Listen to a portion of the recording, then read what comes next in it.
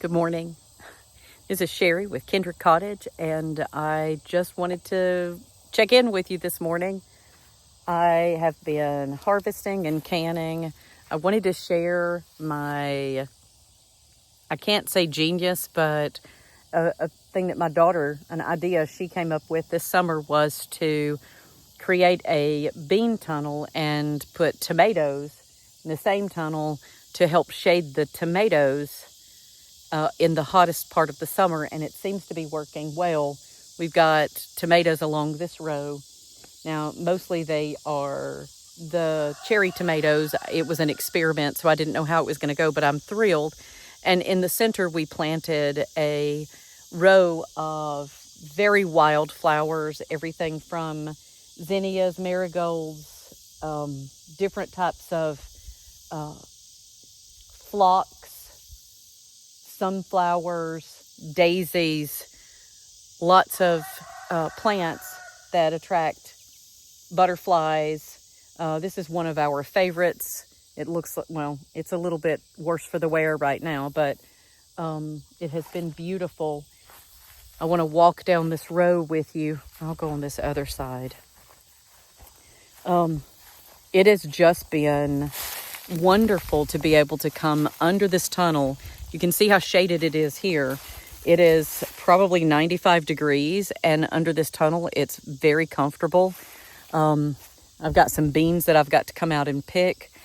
My beans have been struggling this year because of the pest pressure from Japanese beetles, but I think they're going to bounce back. Usually they do, but it is absolutely one of the best things that I've ever done in the garden, and it was just an experiment. I will keep this tunnel. I'm not sure what I will plant here next year, some vining crop to go over and take care of my tomatoes, and this may be a permanent part of the garden. I absolutely love the little cosmos. I don't know if you can see it. Oh, look how beautiful that is. The zinnias are outdoing themselves. The butterflies, the bees, the wasps, everything has just come to help with the pollination of the garden and hopefully bring in even more beneficial insects. You can see behind me the flowers. They're a little bit unruly, but I love it. I love walking through. Here, I didn't do a tunnel on this side because I wasn't sure if it was going to work. So on half of the rows, we just did the tall cattle panels for our Christmas lima beans that seem to be doing pretty good. Hopefully they will continue to produce. Usually they produce up until the first frost. But as a whole, our garden has just been a smashing success. The peppers are finally doing great. They've been blooming and producing. However, it has been so rainy this year that the peppers were not very hot. But now, I'm not exactly sure what's happening with this little guy. You can see he is struggling. But most of the other peppers are doing beautifully, and hopefully the heat will come on. The peppers that are supposed to be hot have not been incredibly hot this year. So hopefully the dry heat of the last few weeks will change that. I've got to come harvest some more basil. We intended to plant basil all in the flower row and then just didn't. Next year, I hope to do that. I hope to do an even better job. The okra is doing beautifully. It's turned out that one of my favorite kinds of okra that I didn't even know I liked is the purple burgundy. It is a tiny little, it grows long and skinny, but it is wonderful. And even when they get really long, having breakfast in the garden, even when they get really long, they can get, 6 or 8 inches. They are still tender. This was a volunteer right there. We just let it grow. It's not done really well, but I thought if it volunteered, it could just do what it could do, because we don't know what it is. I think it's a cross between a Canadian crookneck and a spaghetti squash. So wasn't really holding out a lot of hope because I didn't plant it. So I didn't know exactly what it was going to be. We have a row of, I'm sorry to be chewing. Let me finish up that okra. We have a row of peas here that are struggling because I didn't get them cleaned out. It's the only thing in the garden that didn't get cleaned out and mulched. I mulched around it hoping that it would smother out some of the grass, but the grass was already so big. They're still producing though. I just don't think I'm going to have as big a harvest as I normally would. So I'm thinking about planting some late peas. It is still July and I still have time to plant peas. I don't know that I'll plant black-eyed peas because they do seem to take longer. But there's a lot here that needs to be harvested. I just haven't. Some of them have gone to seed. I still pick these and use these in the kitchen. And if I don't use them, I save them for seed. Our tomatoes here have done a wonderful job this year. I've been so pleasantly surprised. And I'm going to stand in the shade just a minute because I left my hat over by the blueberry bushes, which I'll take you to in a minute. We have had some gigantic whopper tomatoes. Let's see if I can get a shot of the tomato. These are two of the smaller ones. The bigger tomatoes, but they are so delicious. Our tomatoes have been wonderful. And I do want to show you my favorite tomato that I think I've ever grown in the garden. Not necessarily for taste, even though it has a wonderful taste. Well, it's two tomatoes actually. This tomato here, we call them Campari tomatoes because years ago I got some organic tomatoes at Whole Foods. They were called Campari tomatoes. And it just went everywhere. But they have such a wonderful taste. We saved the seeds out of them, knowing that they were probably, I don't know, some kind of hybrid. But we've been growing them now in our garden from the seeds that we saved for 5 years now. And so I don't exactly know what you would call this tomato because it would be a derivative of all of the hybrids, or it would be from that hybrid, which is a Campari. I think it's a trademarked name. The other favorite tomato that we have in our garden is this lovely gem here.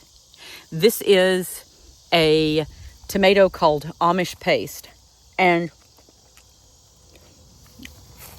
by the name, you can tell it's supposed to be a paste tomato. However, I want you to look at this whopper. This is an absolute giant.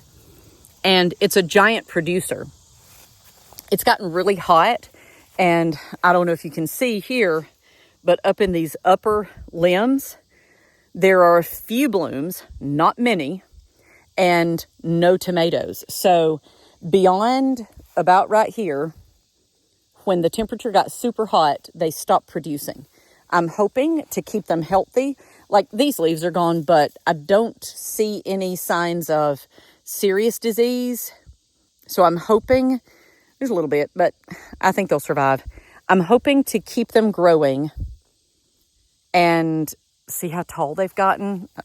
But I'm hoping to keep them growing, and when the weather turns just a little bit, I'm hoping that it causes them to start producing again. It may not. It's an experiment.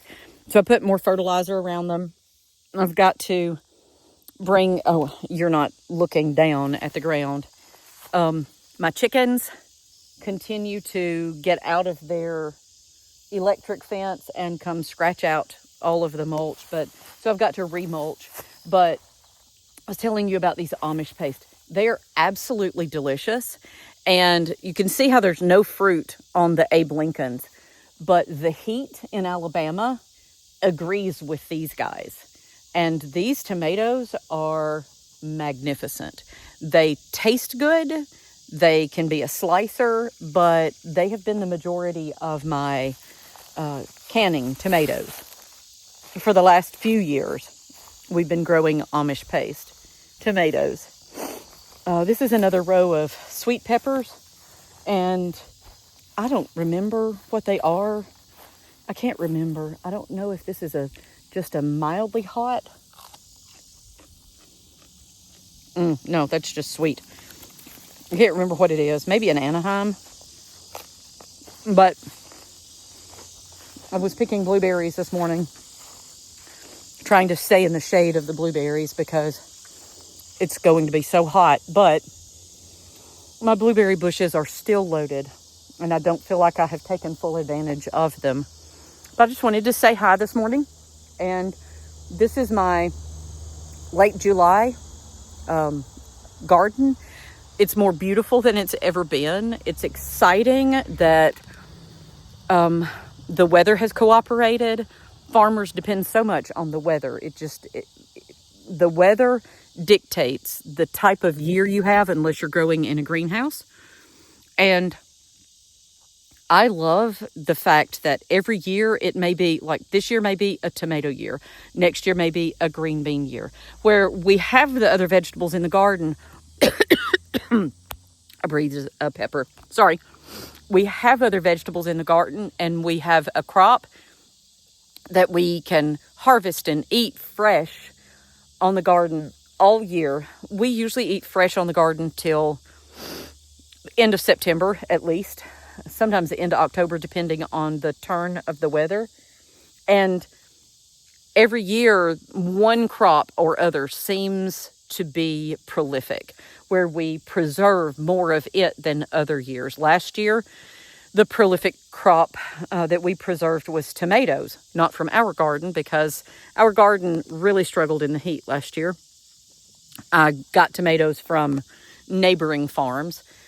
But I'm learning every year more and more organic. You can see little piles of mulch everywhere where I'm trying to gather up all of my grass clippings, all of the leftover hay, cleaning out the animal poop. And so my plan is to fix this in the next day or two with all of the mulch, all of the grass clippings, animal poop, and then cover it with black plastic, so that in September it will have gone through at least a few weeks of heat and be ready for the planting of fall crops, like the fall leafy crops. But good morning from the blueberry bush and the garden. It's just been an absolutely gorgeous, lovely summer so far.